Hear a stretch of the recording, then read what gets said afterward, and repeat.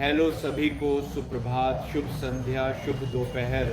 आप दुनिया में जहां भी हों, आशा है कि अब तक आप विजन वीक का आनंद ले रहे होंगे और आपका समय मंगलमय रहा होगा। कल हमारी सभी गतिविधियों और हमने जो कुछ भी कवर किया है उसके साथ एक अच्छा समय रहा होगा। आज हम दूसरे दिन में हैं और आज की भक्ति के लिए मैं आपसे अपने अनोखेपन की सराहना करके परमेश्वर के लिए शक्ति प्राप्त करने के बारे में बात करना चाहता हूँ।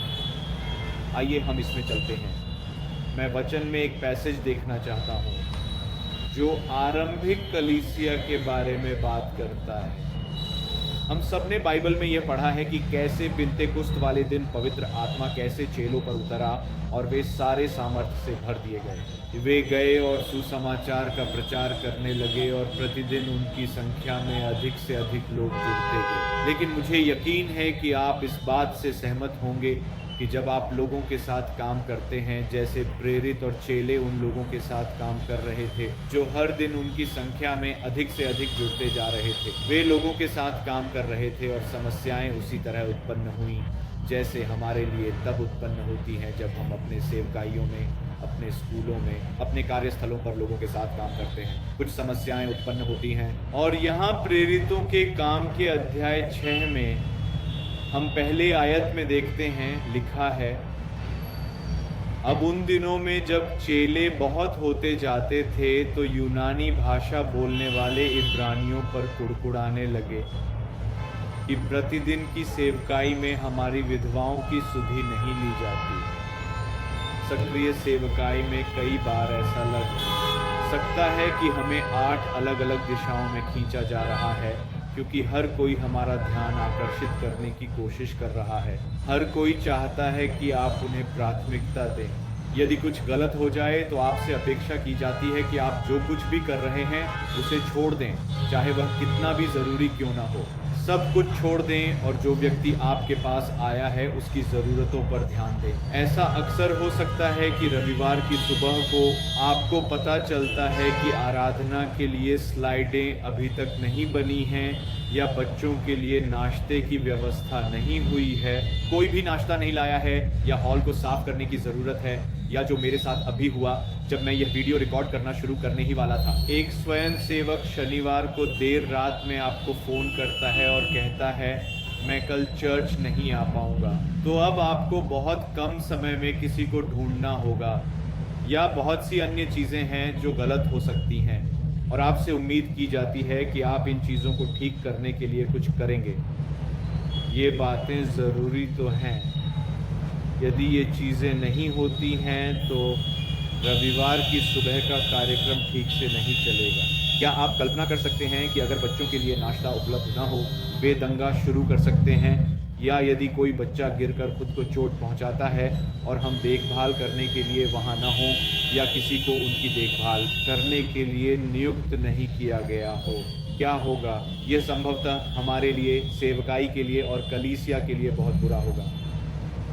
इसी तरह हम देखते हैं कि जब प्रेरितों के काम के 6ठे अध्याय में समस्या उत्पन्न हुई, इन विधवाओं की ज़रूरतों का ध्यान रखना ज़रूरी था जिनकी उपेक्षा की जा रही थी, और इस समस्या को सुलझाना भी ज़रूरी था। समाधान क्या था? हम देखते हैं कि प्रेरितों ने एक साथ मिलकर कुछ लोगों को चुना। उन्होंने इस समस्या को ठीक करने के लिए उन्हें नियुक्त किया और समस्या का समाधान हो गया। सब कुछ ठीक ठाक हो गया इस विशेष मुद्दे पर, और कोई समस्या नहीं रही, फिर कोई समस्या नहीं हुई। हम ये कैसे जानते हैं? इस समस्या का फिर कभी बाइबल में उल्लेख नहीं किया गया है। इसलिए हम ये मानते हैं कि जिन लोगों को इसकी जिम्मेदारी सौंपी गई थी, स्टीफन और बाकी लोगों ने इस समस्या का इतनी अच्छी तरह से समाधान किया कि यह समस्या फिर कभी सामने नहीं आई। लेकिन आज मेरा आपसे प्रश्न यह है कि प्रेरितों ने स्वयं इस समस्या का समाधान क्यों नहीं किया? निश्चित रूप से उनके पास समस्या का समाधान करने का अधिकार था। जो भी वह कहते, लोग उसका अनुसरण करते।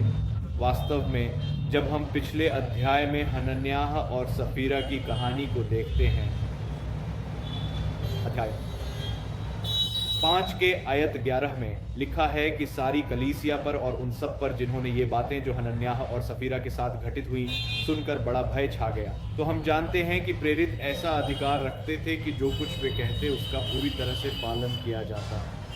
तो वे आसानी से विधवाओं के लिए भोजन विभाजन के इस समस्या का समाधान करने का निर्णय ले सकते थे और हर कोई उनकी बात सुनता, लेकिन उन्होंने ऐसा नहीं किया। क्यों?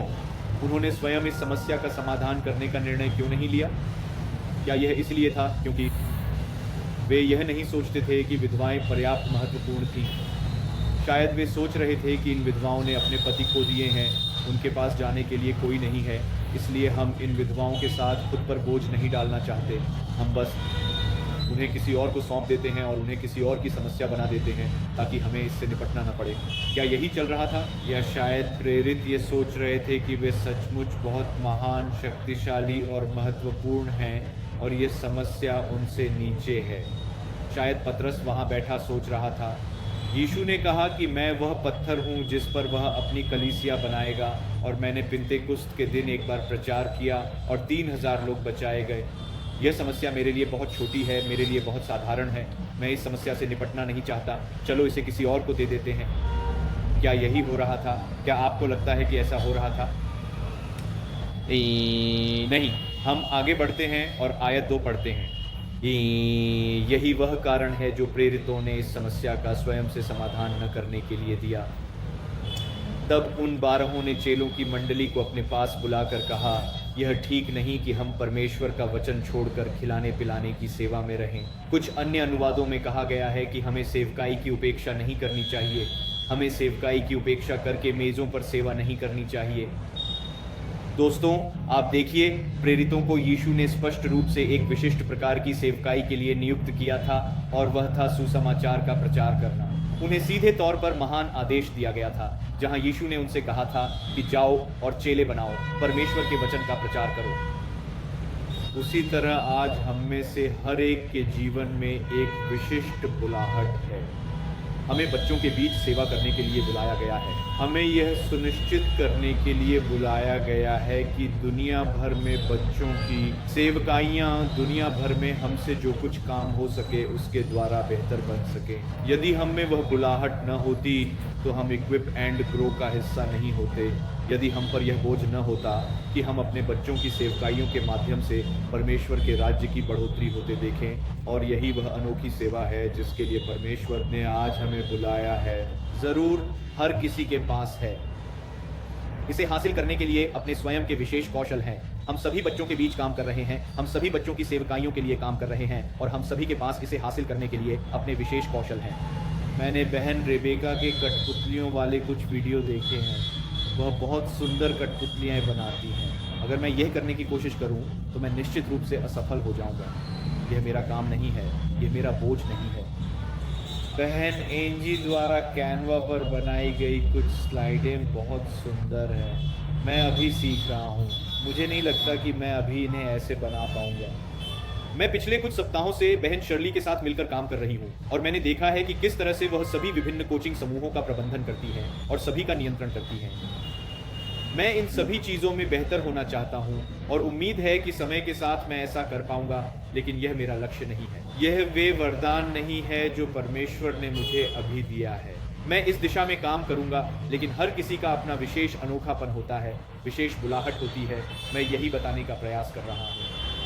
हम इस कहानी के अंत को देखते हैं और हम जानते हैं कि चूंकि प्रेरितों ने अपनी अनोखी बुलाहट का पालन किया, उन्होंने सुसमाचार के प्रचार के अपने अनोखे वरदान का पालन किया, हम देखते हैं कि इससे बहुत अच्छा प्रतिफल निकला।